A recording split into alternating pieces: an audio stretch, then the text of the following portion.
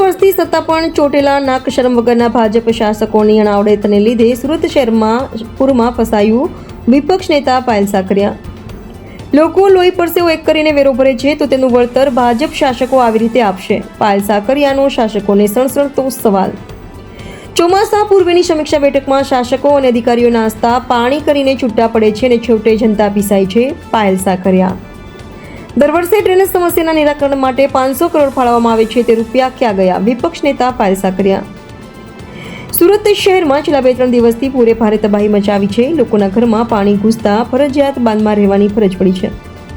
આ મુદ્દે સુરત મહાનગરપાલિકા વિપક્ષ નેતા પાયલ સાકરિયાએ શાસકો અને તંત્ર પર ભારે પસ્તાળ પાડી હતી. પાયલ સાકરિયાએ જણાવ્યું હતું કે પ્રી મોન્સૂનની કામગીરી પાછળ દર વર્ષે કરોડો રૂપિયા ખર્ચવામાં આવે છે, પરંતુ આટલા રૂપિયા ખર્ચવા છતાં કામગીરીના નામે સુરતની પ્રજાને શૂન્ય જ દેખાય છે. વધુમાં પાયલ સાકરિયાએ જણાવ્યું હતું કે ખાડી પર મોટી મોટી માર્કેટો અને દુનિયાભરના દબાણો થઈ જાય છે. તે દૂર કરવાની શાસકોમાં તેવડ નથી, કેમ કે શાસકોના ખિસ્સા ભરાઈ ગયા છે. તેથી દબાણકર્તાઓને બોલી નથી શકતું. લોકો લોહી પરસેવો એક કરીને વેરો ભરે છે તો તેનું વળતર ભાજપ શાસકો આવી રીતે આપશે. મેયર પણ સુરતની જનતાની પરવા કર્યા વગર ચોમાસાની શરૂઆતમાં વિદેશ પ્રવાસે ઉપડી ગયા હતા અને સુરતના લોકોએ આપદા સહન કરવાનો વારો આવ્યો. આમ શાસકોની અણાવડત અને વહીવટીતંત્રની નિષ્ફળતા પર વિપક્ષ નેતા પાયલ સાકરિયાએ બરાબર ઉધડો લીધો હતો. શું કહેશો આ વર્ષે પણ પાણીમાં જે રીતે સુરત આ વર્ષે અત્યારે જે આપણે સૌ જોઈએ છે, આખા સુરતની અંદર અલગ અલગ વિસ્તારોની અંદર જે પ્રમાણે પાણી ભરાયું છે, ખબર જ નથી પડતી કે ક્યાં રસ્તાઓ છે, ક્યાં જગ્યા છે ને ક્યાં પાણી છે. તમામ જગ્યાઓ પર પાણી પાણી પાણી. આખું સુરત જળ બંબાકાર થઈ ગયું છે. કોના પાપે? ક્યાંક ને ક્યાંક જોવા જઈએ ને તો તંત્રનું પાપ તો ખરું જ, પરંતુ એમના ઉપર બેઠેલા ભાજપી શાસકો જે 30 વર્ષથી શાસન કરી રહ્યા છે, લોકોએ ખૂબ મોટી બહુમતીથી આ ભાજપી શાસકોને ચૂંટાવ્યા છે, પરંતુ એમની અણઆવડત, એમની નિષ્ફળતા અને વહીવટી પાક પાસેથી કામ લેવાની નહીં આવડતના કારણે આજે આખા સુરતની અંદર તમામ જગ્યાઓ પર પાણી ભરાયા છે. માત્ર આ વર્ષ માટે જ નહીં, પરંતુ દર વર્ષે તમામ જગ્યાઓ પર પાણી ભરાય છે અને દર વર્ષે લોકોનું જનજીવન અસ્તવ્યસ્ત થઈ જાય છે. દર વર્ષે ખાડીપુર આવે છે, દર વર્ષે કોઈને કોઈ વ્યક્તિ એમાં જીવ ગુમાવે છે, દર વર્ષે આ ઘટનાઓ બને છે. છતાં પણ એના નિરાકરણના નામે એકદમ મોટું શૂન્ય, એટલે કે ઝીરો. પ્રી મોન્સૂન કામગીરીના કરોડો રૂપિયા બતાવવામાં આવે છે. કરોડો રૂપિયાની અમે પ્રી મોન્સૂન કામગીરી કરશું, પરંતુ સ્થળ પર જોવા જઈએ તો એકદમ મોટું શૂન્ય, ઝીરો. પ્રી મોન્સૂન બાદ એ લોકો મોટી મોટી મિટિંગો અને બેઠકો કરે છે, સમીક્ષા બેઠકનું નામ આપે છે, પરંતુ સમીક્ષા બેઠકની અંદર માત્ર ને માત્ર સારામાં સારી કંપનીનો, સારામાં સારી જગ્યાનો, ફરસાણનો એ નાસ્તો કરીને અધિકારીઓ અને શાસકો બધા છૂટા પડે. આ વરસાદ આવે ને ત્યારે દેખાય આવે, કારણ કે જો ખરેખર કામગીરી થઈ હોય તો આવી ઘટના જે અત્યારે પાણી ભરાય છે, ઠેર ઠેર જગ્યાએ પાણી ભરાય નહીં. અને જે મોટી વ્યવસ્થાની વાત કરે છે તો મોટી વ્યવસ્થા ક્યાં ગઈ? દર વર્ષે 500 કરોડની વાત કરે, ગટરો પાછળ ફાળવીએ છીએ, વાપરીએ છીએ, તો એ ગટરો ક્યાં ગઈ? જે વરસાદી લાઈનો વાત કરે છે, સ્ટ્રોમ ડ્રેનેજ લાઈનની વાત કરે છે, તો આ સ્ટ્રોમ ડ્રેનેજ લાઈન ક્યાં ગઈ? કેમ પાણી નથી લેતી? કેમ દરિયા સુધી પાણી નથી પહોંચાડી શકતા? એનું કારણ શું?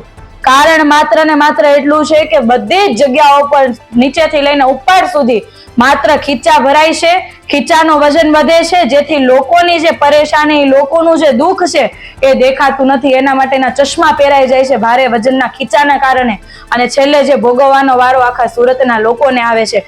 ખાડી પૂર આવે છે, મીઠી ખાડીનું પૂર આવે છે, લોકોને બોટ દ્વારા એમને બહાર સુરક્ષિત જગ્યા પર લઈ જવામાં આવે છે. આ પ્રક્રિયા દર વર્ષે કરવામાં આવે છે, તેનું કાયમી નિરાકરણ કેમ નહીં?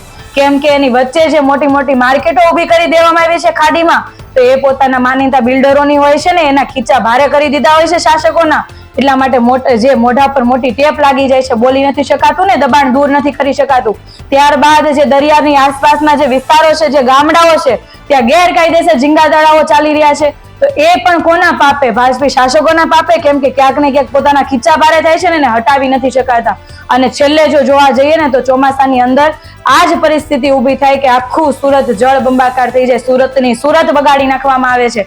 અને આ જે પાપ છે એ ભાજપી શાસકોના કારણે થઈ રહ્યું છે. અમે બસ એટલી જ વાત કરીએ છીએ કે દર વર્ષે જો તમે આયોજનોની મોટી મોટી વાત કરો છો, પ્રી મોન્સૂનની મોટી મોટી વાત કરો છો, કરોડો રૂપિયાનું જે સુરત મહાનગરપાલિકાનું બજેટ છે, લોકો લોહી પરસેવો એક કરીને સુરત મહાનગરપાલિકા ચલાવે છે, તો એનું વળતર તમે આવી રીતના આપશો?